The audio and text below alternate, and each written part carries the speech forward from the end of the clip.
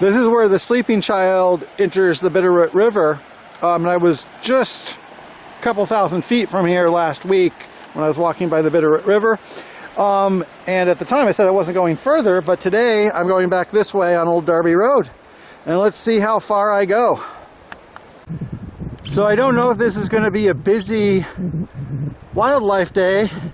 So far my first sighting is a squirrel. And I'm actually not familiar with the squirrels there. It's definitely not a western grayscale squirrel. Look how small that tail is, but I don't know if that's an eastern gray squirrel or if that's a native squirrel. In any case, that's what I've seen today, and also gave me an excuse to stop because I'm climbing up this hill. It's hard. Needless to say, but I'll say it anyway, a beautiful day for a ride, end of August. And I actually chose today because the temperature's down to around 70 Fahrenheit. Doesn't look like there will be rain though, and there is wind, but there's always going to be a little bit of wind. So beautiful day for a ride, and I'm getting in while I can because it's going to get hot for a couple more days. So I never noticed this sign before, including when I was here just a couple months ago. Public access, pedestrian only, so apparently this road, also a service road, is also open to the public, and another day this would be a lovely place to go because I think there is river access down here, but today I have other places to go. Maybe I'll come back here in a couple of weeks, see what's here. So we're back at Como Schoolhouse. We were here in June, and I'm just taking a minute to rest here, have a bite to eat. Maybe I'll go back down to the river. You can see the bridge right that way, and then I'm going to continue on my way. So just having a little break here, and it's a nice little pleasant place to visit. I don't know if I checked last time and if they were locked for the season, or maybe I just didn't check, but the restroom is open, and if I wanted to I could use this outhouse. I'll probably go to the river access to do that because, among other things, I don't know if that might be creating a problem for them, but maybe it is in use. I'll leave that as a mystery. So I'm at the Wally Crawford fishing access point. There's the bridge, and you can compare my video in June and see how much lower the water is now. And I'm not in a hurry. It's not even 1:30 yet, so I'm probably gonna take a minute and see more of the river and walk along. Look at all the skeeter bugs. Last Wednesday, near Sleeping Child, one of the things I said was that there's not really a single point where the river gets a lot larger. And this is about 10 miles away, so there's a lot of subsidiary creeks that have entered since then. But I would say, for the most part, I can't really tell. I don't really think the river is much smaller here. It's hard to tell though because the river flow can be deceptive. So just a thought. So now I can reveal my destination of today. I'm going to Darby, which is 3 or 4 miles that way. Pausing for some traffic. And I'm going to be going along this road, Old Darby Road. I could also turn and go 93, about equal distance, but 93, as you can see, is a lot of traffic. This will be much more restful. And Darby is not actually that much further from here, but for some reason it kind of feels like I'm going a little bit further, but I think it's only like 4 miles. Anyway, so I will show a little bit more of the road, and then I'll be in Darby and show a little bit of Darby. So 2 things. This is one of the creeks that is coming down from Lake Como. And in this area, so far I've noticed less wind damage than I did directly in the Hamilton area, but as you can see, last Friday's windstorm left some remnants here. So this is Lake Como Road, and I didn't show it on the video, but the day we went to Lost Horse, we also drove up here. It's a couple miles up there, and Lake Como is good for boating, and it's kind of like a large developed recreation area. As a person on a bicycle looking for more out-of-the-way places, it's not one of my favorite places. I have been there before, though. And we're going to continue on Old Darby Road, and another couple miles this way. So I'm just bicycling along Old Darby Road. Before there was a little bit of side to side and up and down, but in general it's a pretty easy road to bicycle. It's a little bit rutted, but it's still very nice, attractive road to bicycle. And like I said in the Lake Como video, if you are bicycling on like a bicycle tour south of Missoula, even to cross the pass, this is usually the way to take, not Highway 93. Then the other thing to mention is you can see to that side and to that side, the hills are starting pretty close.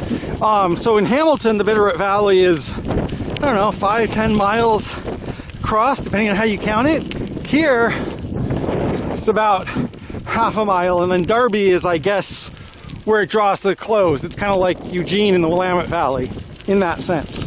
And we'll be there pretty soon. We have an egg stand. Along with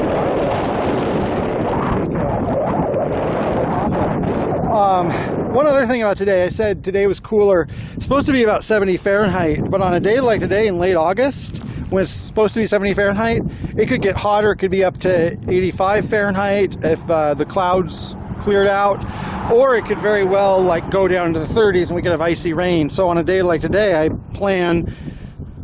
wearing flannel, and I have a hoodie, but I also have a lot of water because it could get hotter. But so far, it's been about as expected. Okay, so I've reached Darby, or at least Darby's in a couple of blocks. This is where Old Darby Road rejoins Highway 93. And right there, there's a hardware store, and you can't tell it from the front, but that's a very large hardware store for such a small town, because Darby is the last town in a while, and there is also a lot of places that need hardware around here. And then we're going to just bicycle a couple blocks into Darby and see the center of town. And since I spent so much time getting here, I might as well show a bit. So this is entering Darby, although we're still a couple blocks from the center of town. This is new. There's a Bitterroot Health Darby Scripps Clinic over there. And I'm assuming that Scripps is in the Scripps Oceanography Institute. Might seem like a strange connection, but I know that members of the Scripps family moved here. Once almost got me and my mom out of a jam when we were stuck up in those mountains, but that's a story for another day. Or a story just to be in the background. It's a spaghetti incident. So I just stopped at the post office to send out a postal card.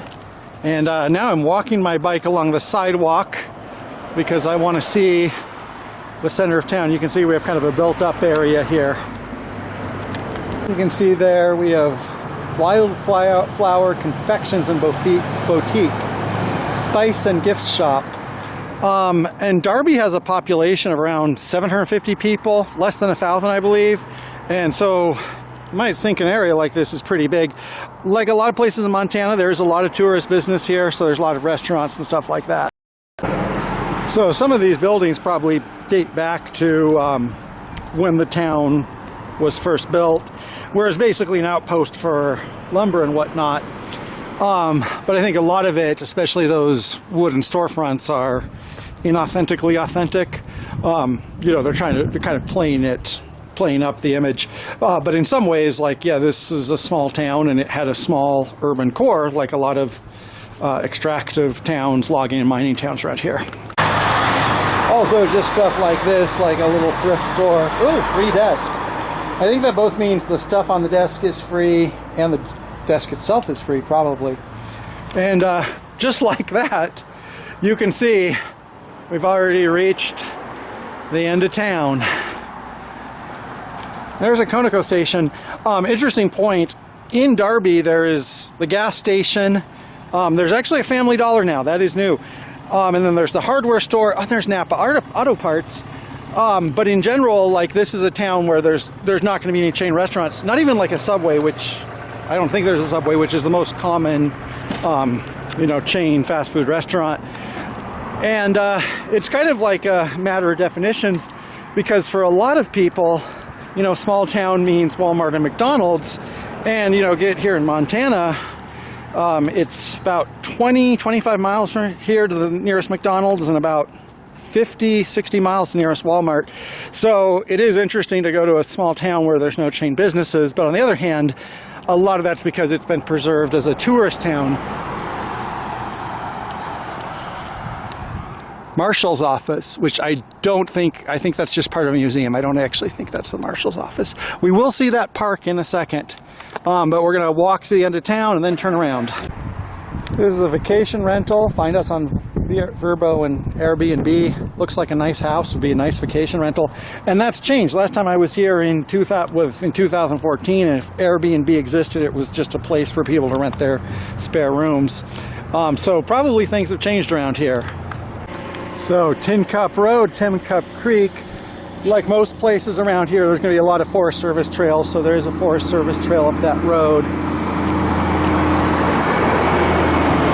And this is the end of town, and if you continue past here, you get to Connor, which is really like a store and a post office. Like the town is literally 3 buildings and then, you know, homes around there. And then past there is Sula, which is kind of the same deal, and then you get to the pass and then into Idaho. And the valley draws to an end here, so after a couple miles after there, you would really start climbing. And the furthest south I've been is Mount Medicine Tree. So Darby's kind of the end of the road as far as towns go. Like, it's the last incorporated town.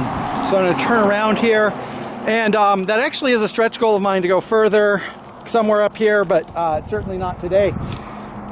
By the way, remember the time I talked about we got stuck out in the woods? We had to get a tow truck to come and get us because we were out near Alta. I didn't tell all the story. It's kind of more fun in bits and pieces. After we came out from walking all night and having a fire truck pick us up in the wilderness, we stayed at this hotel overnight. So if this isn't artifacted, this sign, today only happens once. Make it amazing. Yeah, it's pretty good. And 61 Fahrenheit, so it's pretty cool. That might be because we're at a higher altitude. Grow, laugh, bloom. Yep, I'm doing that. Okay, let's continue. There's the Bitterroot candy store. Or the Darby candy store. Oh, it's kind of like a ocean town very far inland. So we're continuing along here. It's been almost 10 years. It was 9 years ago I think I was here last, but this city, Darby, seems to be even more tourist oriented. A lot of this stuff seems to be fixed up. And like I asked on the coast, you know, a place like this, you have a lot of service workers. Where do the service workers live? Especially if the prices in Darby have gone up as much as they have in Hamilton. Looks like I'm interrupting the locals' party. I got on my bicycle. Sorry. Yeah, calm down. Because there's something I want to see this way, but I don't know exactly where it is, so I'm going to turn around. But I will probably then be back this way to go to that fishing access point. But for now, I'm going to go back into town and see a thing or two. So we have a little recreation here and museum play area, and in this direction we have the library. There's a big sign that says open. I was wondering if it was open. And like I said, this is a town of about, you know, less than 1,000 people.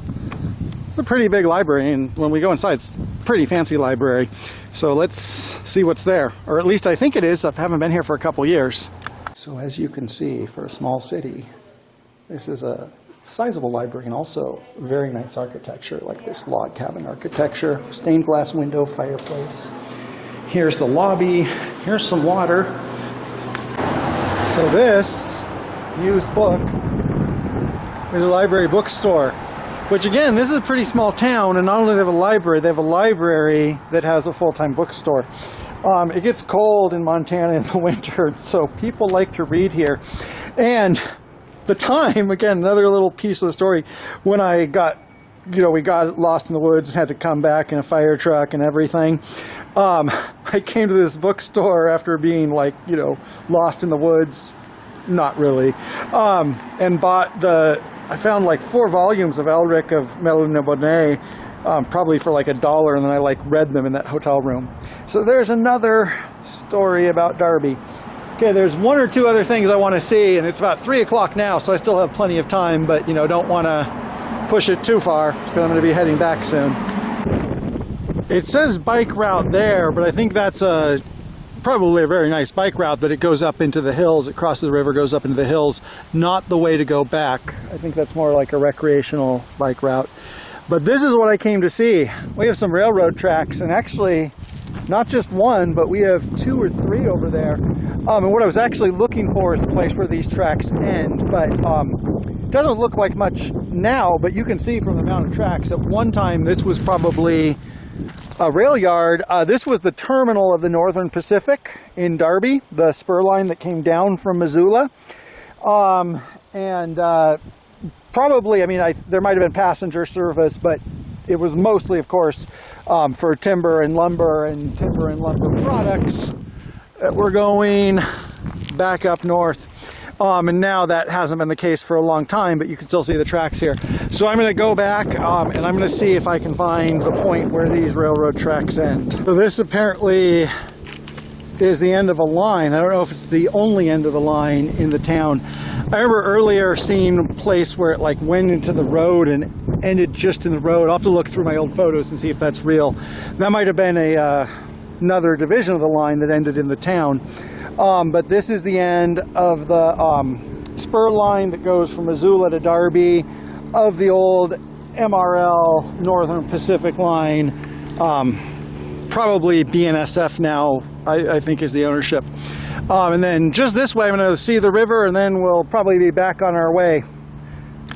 So this is the end of that road. This is a nice little fishing access site. We have a ramp. We go check out the river here, just for a couple minutes.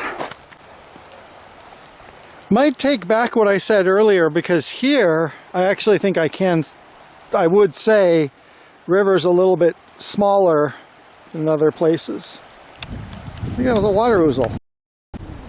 And there's a bridge on that side. I'm not sure where that goes. That might be private. If it isn't, I'll probably just cross it just to see what's on the other side. That might be a road that goes up into the hills. And if I had more time, I'd probably like to do that. So there's a monument here. Jerry Berg, a fisherman. 1918 to 2003. 85 years. It's a long time. And I guess the reason I want to mention this is there's a lot of local people in places like this across the western states who've worked really hard to preserve the environment, a lot of times not like in a spectacular ideological way, but who have preserved places like this along rivers and stuff like that. So, this doesn't exist by chance. There's people who put effort into it. Private bridge, keep off. So that means I'm not going to go that way. I'm going to continue this way. Probably time to leave Darby and go home. And let's see, I might have a little bit less to say on the way home, but I might have some things to say. This apparently is South Park. There's other more well-manicured parks in Darby, but I think they use the land very efficiently here. I was going up this road because I was seeing if I could find the other end of the line, and I don't think it's here. So I've circled around, walking through the center of town again on my way out. And I wanted to make a point because I talked about like this town looks a lot more tourist than I can remember. But Darby has always been in part a tourist town, and like Frank Lloyd Wright, more than 100 years ago, designed a resort near here, which I would like to go and see, but that's closed unless you have a lot more money than I have.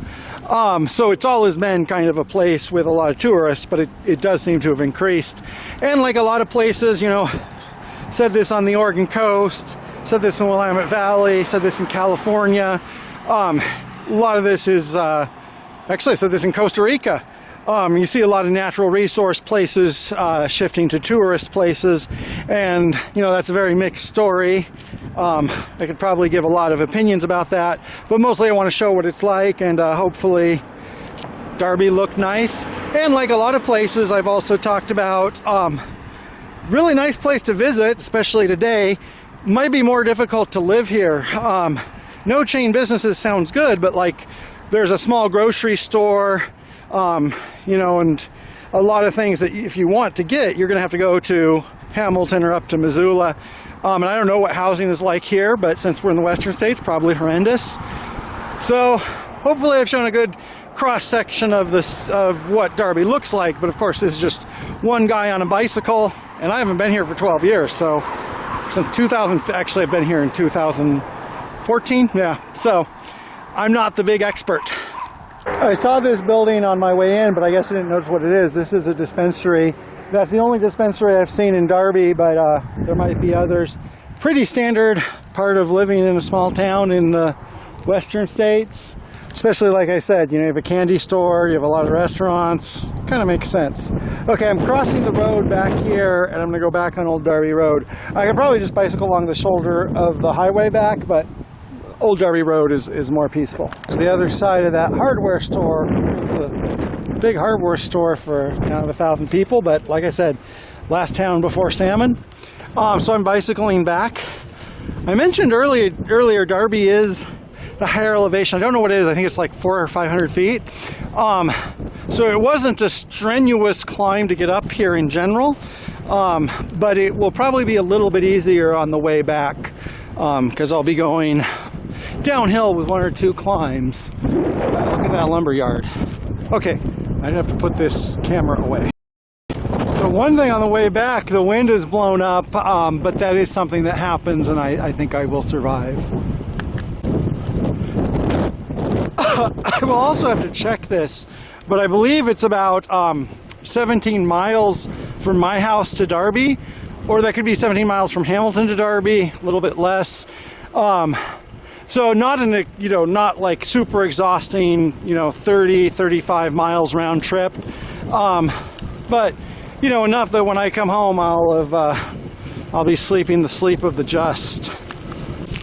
Another reason this is important to see is that the county I live in is pretty big. I remember when I was in Lane County, I was like Sylvania, Connecticut.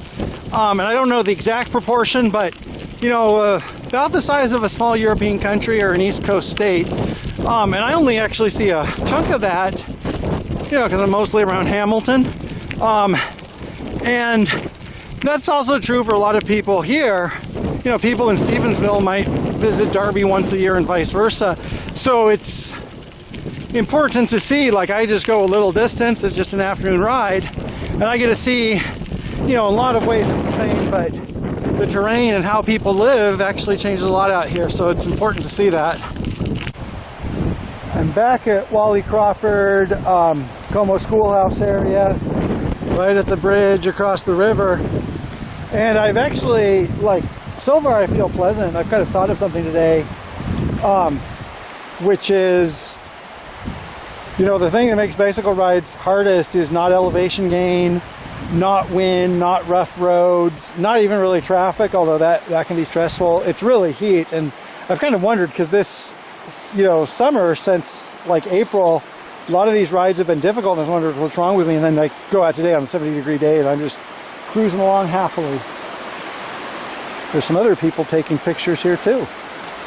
They're driving away, and the bridge kind of bounces up and down. Anyway, so it's a pretty straight shot back home, and it's still, I don't know, I think it's like 4:30 or so, so still have quite a bit of time to get home. Do have to do a little bit of climbing, but I'm feeling okay. Another thing about today, really it was like a little bit after noon when I left the home, I think. Not too early. Maybe before noon. It was pretty early in the day. And it's still before 5, and like I spent this afternoon, look at all of this. You know, you've seen it, and hopefully you can feel what it's like, you know, bicycling along a gravel road, the solitude, the sense of space. And, you know, a lot of days I'd be at home, save reloading a video game and grumbling because my turn didn't work out. And of course you can't have every day on the peak, but like, yeah, you can have an entire adventure, see something you haven't seen in 10 years, and it's just, you go home and it's still mid-afternoon. And if you can see way in the distance, I don't know how well it shows up on this camera, there's smoke billowing out of the mountainside. And that's the Sheriff Creek fire near Stevensville. And it's not the largest fire, but it's very close to the freeway. And today's cool weather in a way helps because it's less hot. But it's also, as you can see, windy, and so that's spreading the fire, and then it's going to get hot in the next couple of days. That's one reason today I bicycled to Darby. I would like to go to Stevensville, but right now it might not be a good idea. Anyway, I've passed the last peak and I'm on my way downhill. Still a ways to go, but from here it's literally all downhill. I didn't even realize this on the way out. That this tree, which I saw the last time I was here, I remember there was a big tree by this abandoned house, had apparently fallen in the storm. I didn't even notice that. And I think that tree's been there for a long time. It was dead.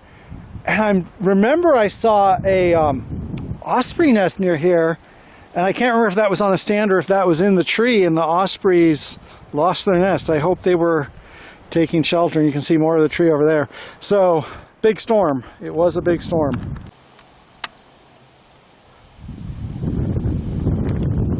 That's why it's called a trembling aspen. Bitterroot will probably artifact that quite badly. So here we are by Sleeping Child, and then behind me is Old Darby Road. So kind of concluded the adventure part of the trip, and now it's just a quick bicycle ride back home. So this is one of the things, like, I can't remember how many times I ever went to Darby when I lived here from 2009 to 2015, but it might have only been half a dozen times. There's a lot of places to go here, and there's a lot of great, interesting places, but I only did it a couple times because there were so many places. So it's always interesting, and it kind of hits refresh on my brain when I see something new. And as I often say, a lot of it is about the social and physical diversity you can see just, you know, on a quick bicycle ride around home. So I got to see something else. I'm going to go home, and one more place I wanted to see before I leave, and there's a couple more. You know, so there will be more places to see, and hope you like today's adventure.